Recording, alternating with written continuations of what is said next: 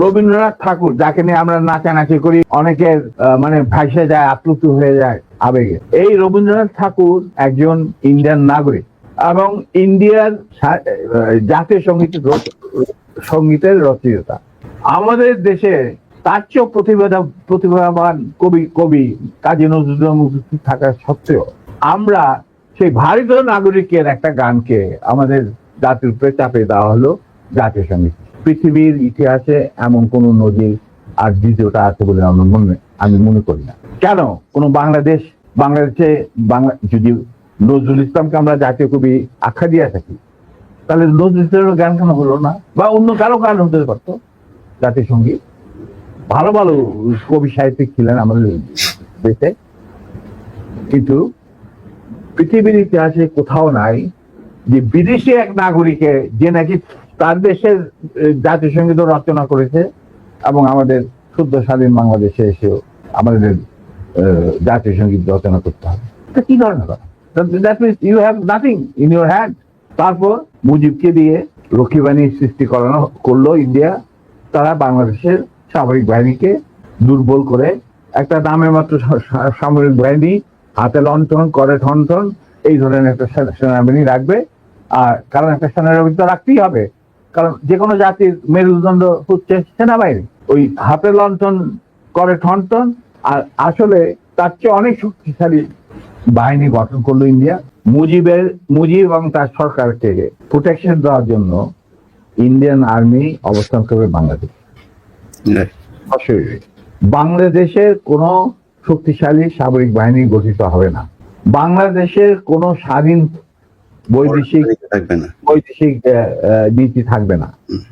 বাংলাদেশের শাসন ব্যবস্থা, আমলাতন্ত্র, শিক্ষা ব্যবস্থা, স্বাস্থ্য ব্যবস্থা, শিল্প ব্যবস্থা, কৃষি ব্যবস্থা সবকিছুই চলবে ভারতীয় বিশেষজ্ঞদের ইচ্ছা মতো। তারা মুজিব বিরোধী কোনো মানুষকে বাঁচিয়ে রাখা হবে না।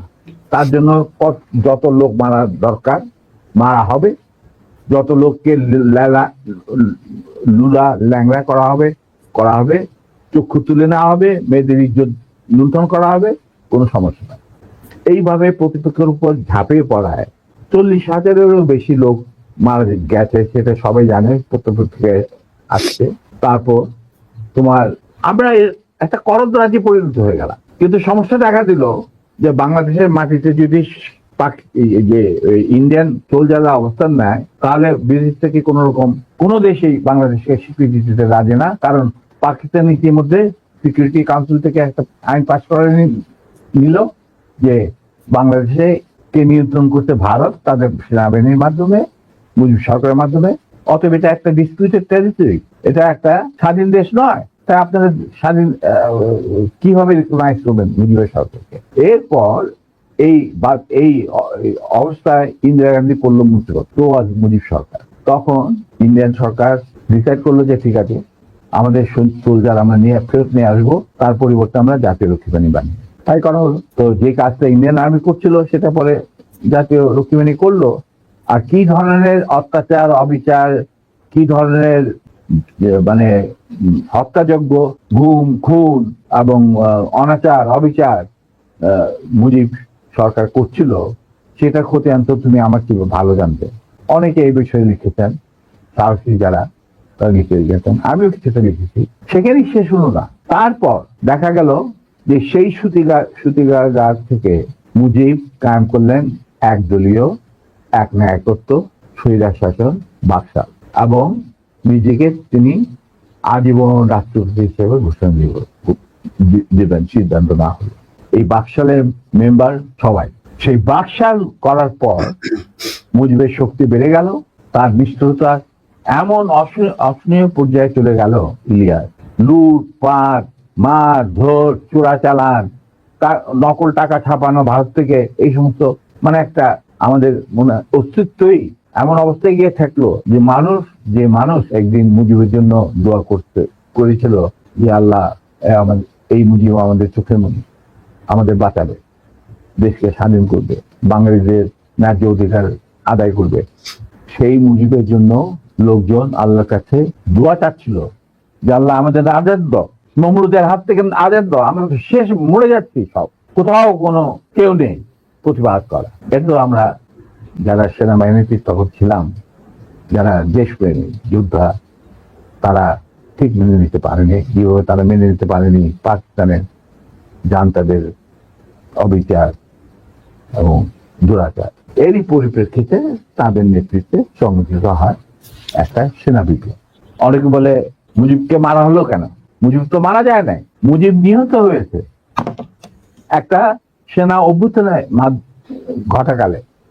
মৃত্যুর খবর জানার পর আর বাকশালের পতনের খবর জানার পর লাখো লাখো লোক, মানে দেশের রাস্তা ঘাট গঞ্জ শহর বন্দর নগর গ্রাম সবাই আনন্দ মিছিল বের করলো। আমরা তো এই সমস্ত লোকজনকে ডেকে নিয়ে আসিনি, স্বতঃস্ফূর্ত ভাবে লোকজন। আর যে সমস্ত রাজনৈতিক নেতা বা দলগুলো আন্ডারগ্রাউন্ড ছিল তারাও তো তোমার মনে থাকার কথা, যদিও Zia Rahman declaration of independence দিয়েছিল, প্রথমে তিনি নিজেকেই অস্থায়ী সরকারের প্রধান হিসাবে দাবি করেছিল, মানে ভাষণে বলেছিলেন। পরে ইন্ডিয়ার চাপে উনি থেকে বদলে যে মুজিবুর রহমানের ইনস্ট্রাকশনে আমি এই ঘোষণা দিলাম স্বাধীনতা। এরপরেও কিন্তু তার প্রতি ইন্ডিয়ান সরকার বা আওয়ামী লীগ সরকার কখনোই আস্থা রাখতে পারে নাই।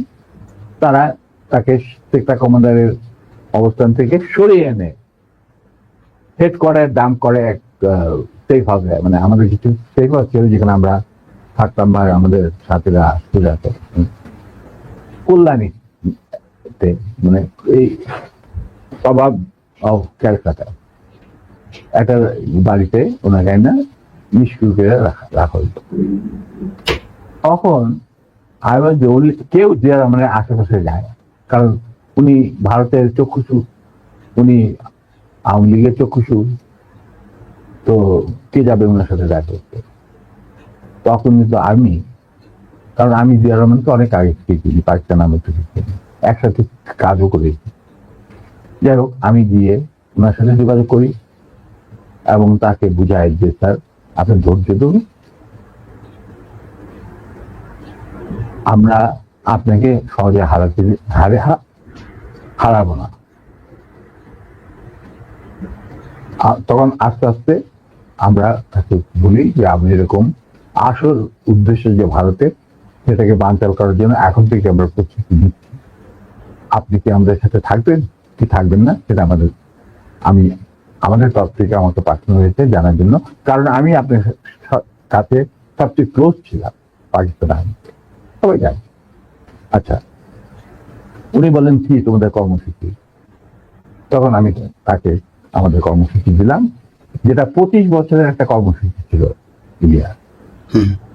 তুমি যদি এই কর্মসূচিটা পড়ে, এই কর্মসূচিটা আমরা তৈরি করেছিলাম বিভিন্ন সেক্টরের মুক্তিযোদ্ধা এবং অন্যান্য সাধারণ জনগণের আশা আকাঙ্ক্ষার পরিপ্রেক্ষিতে। সেই কর্মসূচিটা করার পর উনি এটাকে মেনে নেন। তো আমি বললাম যে স্যার আমাদের সমস্যা হচ্ছে আমরা সবাই প্রায় সমবয়সী, আমাদের একজন সিনিয়র অফিসার দরকার যাকে আমরা ট্রাস্ট করতে পারি, তাকে আমরা কেন্দ্র করে এগিয়ে যেতে চাই এই সেনা পরিষদের কর্মসূচি বাস্তবায়নের জন্য। স্বাধীনতার পর, স্বাধীনতা তো করবোই, স্বাধীনতার পর এই কর্মসূচি আমরা বাস্তবায়ন করবো অন্যান্য সমমনা দেশপ্রেমিকদের সঙ্গে নিয়ে। তখন উনি এটা খুব কেয়ারফুলি আমাদের কর্মসূচি পড়লেন। তারপরে আমি একদিন গেলাম, উনি বলে যে আমি পড়লাম, আমি সম্পূর্ণভাবে একমত। স্বাধীন বাংলাদেশকে একটা সুখী সমৃদ্ধ আত্মনির্ভরশীল এবং আমাদের সংস্কৃতির ভিত্তিতে নতুন বাংলাদেশ গঠন করার জন্য এর চেয়ে ভালো কোন রকম কর্মসূচি হতে পারে না। আমরা ধাপে ধাপে এটাকে কার্যকারী করব। তখন আমি বললাম তাহলে কি আপনি আমাদের সাথে কাজ করতে রাজি আছেন? আমরা আপনাকেই আগে রেখে আমরা কাজ করতে চাই, কারণ ইউর দি সিনিয়র এবং আপনি একজন সৎ ব্যক্তি। উনি সৎ ছিলেন ব্যক্তিগতভাবে, আর তবে আপনার সমস্যা হচ্ছে আপনি বাংলা জানেন না, বাংলা বলতে পারেন না, লিখতে পারেন না, আপনি সারা জীবন পাকিস্তানে বড় হয়েছেন, ওখান থেকে আইডেন্টিটি পাবেন। That's not a problem. আমরা রয়েছি, আপনার গ্রাউন্ড ওয়ার্ক করেন। আপনি যদি রাজি থাকেন তাহলে আমরা একসাথে কাজ করতে, আপনাকে সামনে রেখে আমরা কাজ করতে রাজি, এগিয়ে যাবো, সেনা পুলিশ এগিয়ে যাবে কাজ। তখন বললেন যে আমি রাজি। তখন বললেন স্যার আমাদের সাংগঠনিক বিধান অনুযায়ী আপনাকে একটা কোরআন শপথ নিতে হবে, যে কোরআন ধরে আপনি বলবেন যে আমি এই কর্মসূচি ভিত্তিক কর্মকাণ্ড, সেটা পরিষদের কর্মকাণ্ড পরিচালনা করার জন্য শীর্ষ নেতা হিসেবে যোগ দিতে রাজি আছে। তিনি উজু করে আসলেন, কোরআন শরীফ রাখা হলো, তার উপর হাত রাখলেন, আমি ওর হাতের উপর হাত রাখলাম, তারপরে শপথ নিয়ে দিলেন। তবে একটা শর্ত থাকতো আমার তরফ, যে যতদিন পর্যন্ত রাষ্ট্রীয় ক্ষমতায় আমরা না যেতে পারবো ততদিন পর্যন্ত সেনা পুলিশের সাথে আমার যে কোনো সম্পর্ক আছে সেটা প্রকাশিত করা যাবে না। আমরা দিই, আমরা সবাই পরামর্শের মাধ্যমে দিই, বললো শুধু তুমি আর নূর এই দুজনের পারমিশন থাকবে আমার সাথে যে কোনো সময় যে কোনো অবস্থায় যোগাযোগ করার। আমাদের খুব বেশি যোগাযোগ করার দরকার হবে না, তবে প্রয়োজন মতো নিত্য বেসিসে আমরা দুজনেই আপনার সাথে যোগাযোগ করি, তাও তার বাসায়, অফিসে না। এই কথা। তেমন তার সেই শপথ তো আপনি রাখলেন না, আপনি মনে করলেন যে আমাদের বিদেশে রেখে এই ছিড়ায় ছেটায় আপনার আন্ডারই, সরকারের আন্ডারে থাকবো আমরা বিভিন্ন দূতাবাসে, আপনার যাদেরকে আপনি বিশ্বাসযোগ্য মনে করেন তাদের নিয়ে আপনি রাষ্ট্র চালান। আমরা তো কোনো রকম বিরোধিতা করি নাই, আপনার করবো। আজ আপনি আমার বাবার সামনে বলছেন যে তোমরা let us forget and forgive and start afresh। রাজনীতিতে বা রাজনীতি হলো দাবা খেলা একটা চাল দিয়ে চাল আবার পিছনে দেওয়া যায় না, চালের আগে আপনাকে চিন্তা করতে হয়, এটা একবার চাল দেওয়ার পর আর সেটাকে ফেরত দেওয়া যায় না। আপনি how can we start afresh? এটা সম্ভব নয়। এভাবে আমাদের মিটিং শেষ হয়ে যায়। আপনাদের ওই 25 বছরের পরিকল্পনাতেই কি শেখ মুজিবকে ক্ষমতাচ্যুত করার পরিকল্পনা ছিল? অবশ্যই। Sheikh Mujib was a major player to implement the Indian design over Bharat। কিভাবে তুমি দেশে মানে জাতীয়তাবাদী ভিত্তিতে নিজের সংস্কৃতি, নিজেদের ঐতিহ্য ভিত্তিতে, নিজেদের ধর্মীয় চেতনার ভিত্তিতে তুমি বাংলাদেশ বানাবে কিভাবে? How it is possible?